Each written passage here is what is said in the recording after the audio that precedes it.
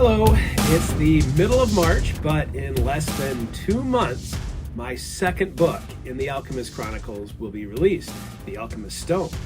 Well, guess what just so happened to show up in the mail? The proof copies.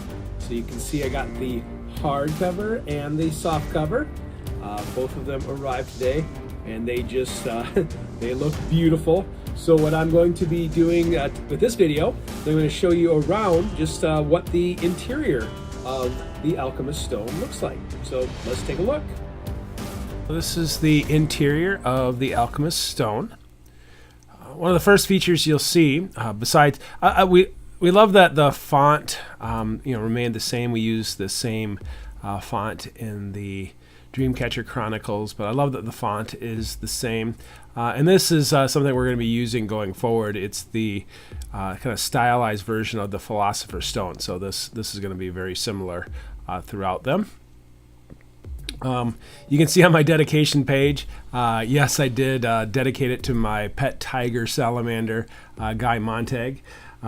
It's ironic because, the salamander is an alchemy symbol, but it's the fire alchemy symbol. And if you know anything about salamanders, they just love the dirt. So I don't know how the salamander ended up as fire and the gnome ended up as earth, but it was close enough. So this one was dedicated to my pet salamander. One of my favorite things to just kind of start off the tone of the book is to show some of the maps from the era. And what you can see then is that, while in the 1680s to 1700 time period, the eastern seaboard, even that was kind of a hot mess, but the eastern seaboard is fairly inked up. But if you look over on the side, the anything west of the Mississippi River was a complete and utter mystery. They didn't know what was out there. So that kind of sets the tone. Here's kind of a Great Lakes picture where you can kind of see, where everything is at. Here's one that is connected to LeSueur himself, but even this, you can see that they were just like, winging it. They were making it up. They, there weren't a lot of map makers that had been through that area. So anything that's in, Minnesota or the Dakotas, that was an utter mystery to them. So that's what you'll see in there. I think this, what we're looking at right here is the semifinal version. You'll see a map that Lahoughton did instead of this one right here. So that's kind of a look at the interior. The next thing you'll see, we kind of modified this a little bit in the Alchemist map.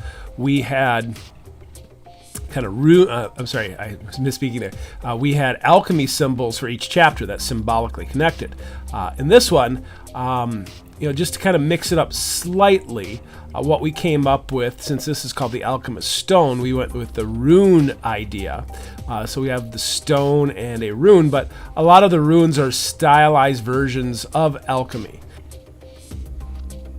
The first one that you see, which looks like a cursive L, for all intents and purposes, that was easy for me to remember because this investigation, as you can see in the opening line, is on behalf of King Louis the 16th. But in actuality, this symbol that you see, it does not stand for Louis. It's the alchemy symbol to solve.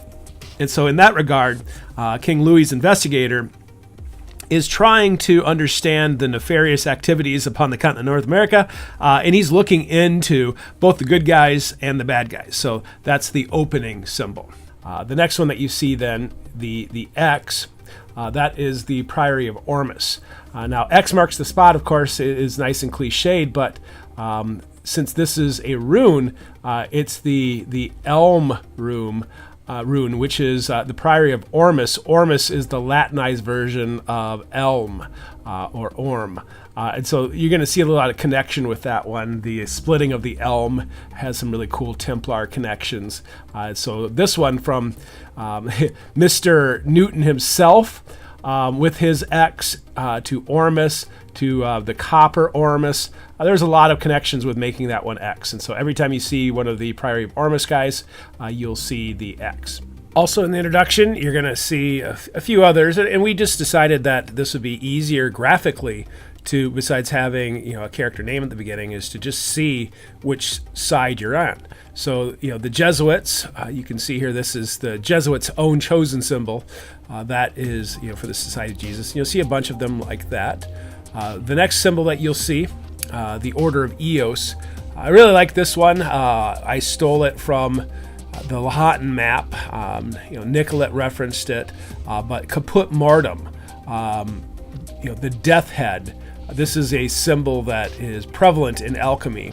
So since the Order of Eos is fictional, I applied this one, since this is a symbol that's seen throughout alchemy, a real symbol. I applied this one to them. They're searching for the head. They are searching for the original bad guy, and so the Order of Eos then having that one. It's pretty grim. So I thought that set the tone. The other teams that you'll meet, the other icons that will represent the teams, you have the Periphery. Now the Periphery is this shady secret society that literally is on the edge of society, on the edge of the light, the peripheral. And so the symbol that I picked, this is the alchemy symbol for day and night. In that regard, I liked it representing the periphery because day and night, they're always watching. And so that's what we went with this one. Now the next one that you see, this is a familiar symbol worldwide. So there are some variant meanings for this one. In alchemy, what you're going to see with this one, this is the verdigris symbol. And verdigris, depending on which account you're reading, is a reference to the prime material, the original material. And in that regard, I liked it a lot because it was going to be my representation for the indigenous people of North America, the prime, the original. The symbol in alchemy is the green lion, and so in that regard, it does have connection to vitriol and copper ore, which is at the center of this story.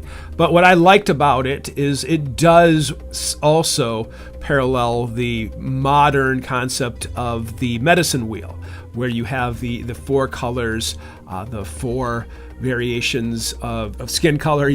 There's a lot of different meanings to it, but in that regard, I didn't have it just represent one Native American tribe. It represented all the indigenous cultures. So whenever you see that, whether it's the Chippewa, the Sioux, you're getting to see this symbol representing.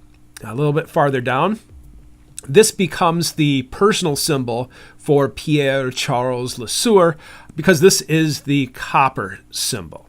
And again, depending on whether you dive into my version of the accounts or the historical books and their account of Pierre, at the bottom of it, it's still a man on a mission to go dig for copper. So in that regards, I love the copper symbol. But what I really liked about the copper symbol, get your tinfoil hats for this one, is that where did Pierre Charles Lesueur go for his copper? He went to Mankato. And if you were to do a map of Mankato, the Minnesota River comes down, it has a sharp turn back to the north, and then at Mankato, within just a couple miles of each other, you have the Watonwan River coming in from the west, you have the aptly named Lesueur River coming in from the east. So this became a kind of a mythical description for me, is the place where water flows in all directions. And whether or not it had any true connections to the copper symbol, that's like, yeah, that works. It works. That makes me happy. But I love that it geographically represents where Lesueur goes, and it also represents his character. The final icon that you'll see over here, kind of shaded in the left-hand side, that of course is the symbol for vitriol. There's a few different variations on the vitriol symbol. I like this one a lot because it's got both the vitriol and the little cross shape, that was used in a different version of vitriol, but it kind of wraps everything together. So again, this whole story is the earth symbol, and so vitriol and trying to find the copper, trying to find the philosopher's stone, that's what we have here on that side.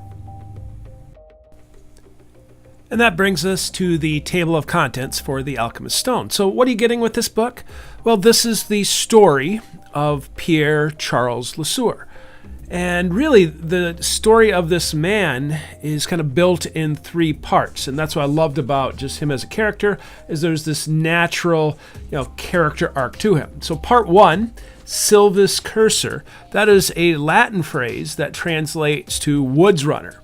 And in that regard, you can see from 1675 all the way until we get kind of out of this phase in 1688, Pierre Charles Lesueur, for the most part, was living the life of Paul Bunyan, or Paul Bunyan, as I called him. So this era of his life is fun adventure, him out on the frontier with his axe, kind of making a life for himself that's new. Now, the second part, Part 2, Dominus de Artois, that is a translation that means the Lord of Artois. And Artois is a place in France. So this stage of his life as Lord of Artois, Lord Lesueur really starts getting involved in the politics of New France and becomes a war hero in New France. And so that was a really fun phase for him as he was hanging out with the puppet masters, the powers that be. Now over here, Part 3, Metallicus de Terra. Of course, I immediately, as a fan of Metallica, I love that word. But Metallicus, that is a Latin word that means digger or miner. And terra, of course, is earth. So this is Lesueur's final phase, where he leaves New France in order to do his infamous copper mine expedition. So that will take you through kind of the final phase of Lesueur. Again, this is a big story. You can see you're getting almost 500 pages, but this is a big story of a big man. And I didn't honestly have to do that much. This man was quite an awesome character, so all I was able to do is just bring his awesome life onto the page and decide what to leave in and what to leave out. When you get into the book a little bit then, you'll see that, as I promised, the chapter icons, I can tell immediately this is the Jesuits. So you get the chapter icon, the date, and as this book rolls along, you can see I still have the similar framing that we used with the Alchemist map. So that will be similar. And the other thing that I really like about the physical book version of this, if you're going to invest money in a paper book, I want to make sure that it's something that you'll enjoy. So we took a lot of pride in the font size, the font spacing, so it really is an easy book to flip the pages and turn through. All right, so that is everything here. I'm not going to give away the whole book. So let me show you what's kind of at the back of the book next. All right, so here we are at the end of the book. I had to be careful not to show the last couple lines because this is one that I kind of have, I give away a few things there on the final sentences of the book. But here, my author's note, this is just where, the grown-up in me confesses that, the Philosopher's Stone and this, not everything in here is real. So that's where I just kind of make some admissions, just so people know that I am not insane. I thank my team. My team is always important to getting this thing to happen. The next thing you'll find is a cast of characters. And what I did, once again, is I starred people that were inspired by real-life figures. And that's something that, the history teacher in me, I wanted to play with the cards I was given. And so I really, for the most part, played with the deck of cards that I had. I didn't have to invent a lot of people to make this story, work. Doesn't mean, it's an accurate account, but it definitely was inspired by the way they were in reality. So you'll see a lot of people, and this is, since it's a large timeline, there's a lot of people to keep track of. So I hope that the index helps. And I also organize them by the team that they are on, so you can see everybody's runestone flags. The next area that we have is the glossary of terms. And, this is not a lightweight book. That's something you'll get from my books is, it's a dense read. I grew up as a fan of Dune, more recently A Song of Ice and Fire, otherwise known as Game of Thrones. And those are complex worlds. And in that case, I've got a complex world too. So I put all that stuff here. So if you get the paperback version or the hardcover version, you'll be able to flip back to some of these. Just a reference, I don't expect it to all stick the first time. This is a book that, I love to reread books, and this is the type of book that you might have to reread it, especially as things start to develop into the other series.